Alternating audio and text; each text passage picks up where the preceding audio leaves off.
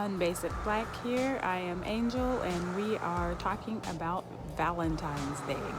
So, in honor of the holiday, we are asking how you spend Valentine's Day, or how do you think Valentine's Day should be spent?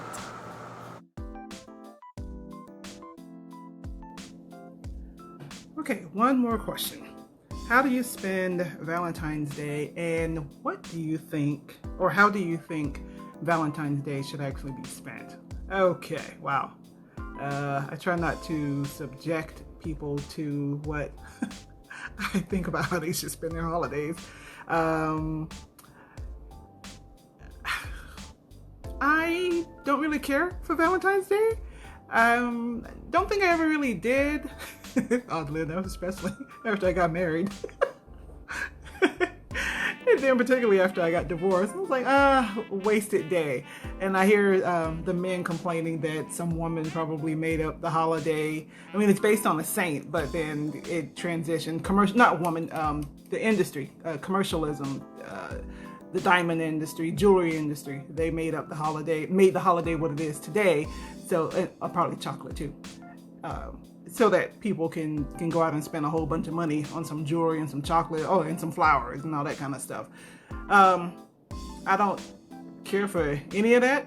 I'm a dinner and a movie kind of gal. So how I spend Valentine's Day, I either take myself out to dinner, to a really nice dinner, and to a movie, because that's what I enjoy doing, or I will cook at home, a really nice dinner and a movie.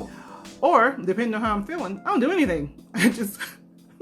I come home, I eat, and I watch TV, and that's it. Nothing really spectacular. But if I feel like getting all gussied up and stuff and hitting the town and going on a date with myself, then I'll go and I'll do that. I'll pick a nice restaurant, someplace that I haven't been, or someplace that I liked, and I go back. And then after that, I'll plan for a movie, get me some drinks, that kind of thing. So that would be my Valentine's Day. How I think people should spend theirs, I don't care what you do. As long as you're doing it from the heart. I mean, if you want my opinion, then as long as you're doing it from the heart, then knock yourself out. Sky's the limit. Go see, do, enjoy. It's even though it's kind of a commercial holiday, it's still one of those days that's set aside to reflect on your relationship, and let's do something nice together. Or whatever it is you want to do. So however you want to spend it, do it.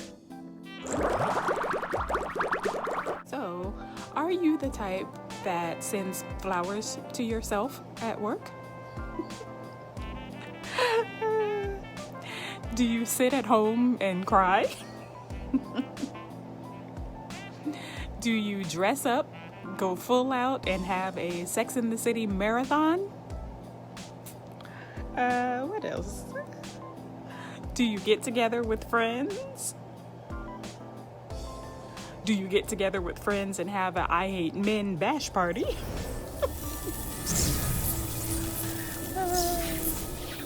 Do you just let the day pass? I have no idea what Valentine's Day is. Do you vow that next year you're gonna have a date? Do you take yourself out to dinner and a movie? Do you send greeting cards to all your friends and family, hoping that they'll send some back to you? Do you think back on all your past loves, what you did right, what you did wrong, why the heck you're single now? Or lastly, do you curse the greeting card industry for making up this stupid holiday in the first place? How do you spend your Valentine's Day? Let us know in the comments below.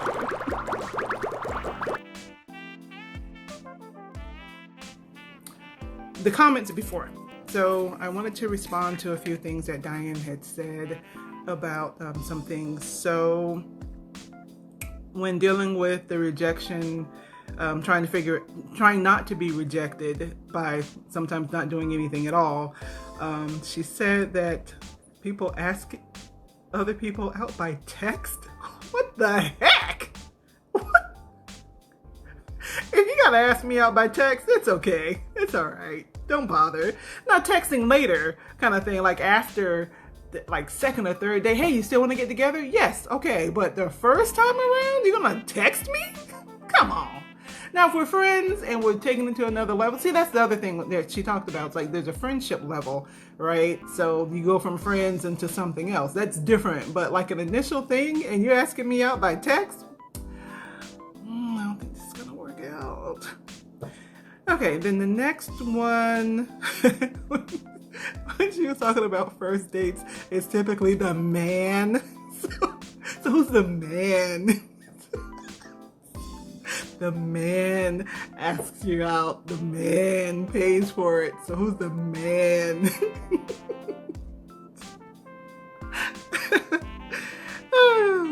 Okay, sorry to look down so much. All the good men are taken. So Diane dealt with perspective on that one. So it's like I had mentioned, there's 6 million people on the planet. All of them can't be taken. So it may depend on what you're looking for.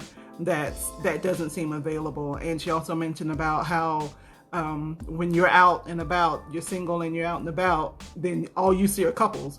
And I can attest to that. Seems like everywhere I go, somebody has somebody with them, and I'm sitting there like, oh, it's just me. But then I try to make sure that I sit there like, yeah, it's just me, instead of coming off so pitiful. Because I mean, that's where I am right now. That's my moment. So that part shouldn't really matter, although it does to a lot of people. And I get it, because you don't want to always be alone every time you go somewhere. And I do declare, every time I go somewhere, it just seems like there's just nothing but couples, and everybody has somebody with them. And it gets annoying, but then that's just the way it is. So I try to suck it up. And excluding people. She had mentioned about how in our quest to find someone, that we tend to limit ourselves to who we consider. So it may be, there was that one movie, what was it called? It was with Sanaa Lathan and the guy who was the mentalist, Simon something. In that she was a black woman who stepped outside of her race to date this white guy, and that was a big deal for everybody. Like, you dating a white dude?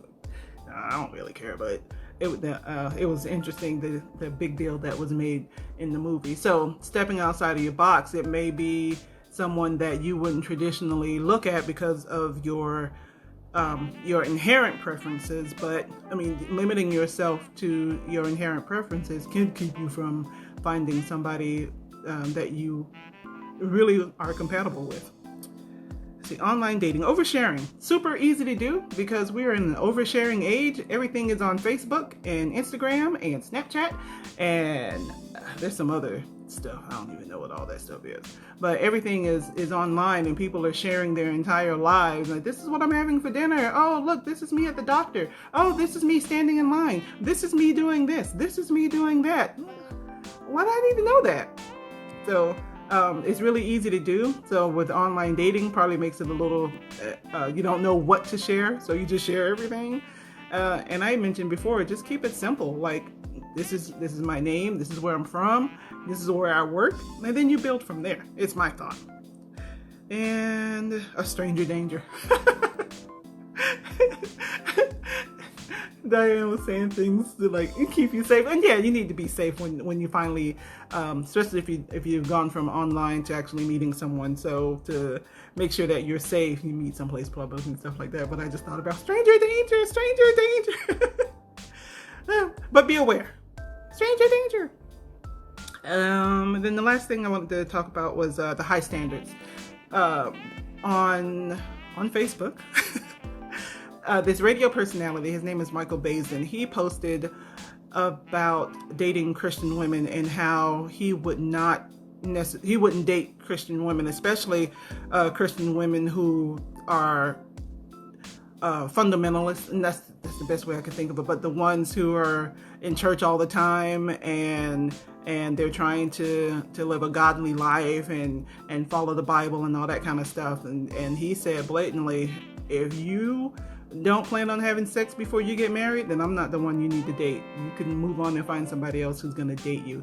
And though, because you can't hear him say it, you infer a tone. So the inference is, it's kind of harsh, but he's being honest. And Diana talked about that too. We got to be honest.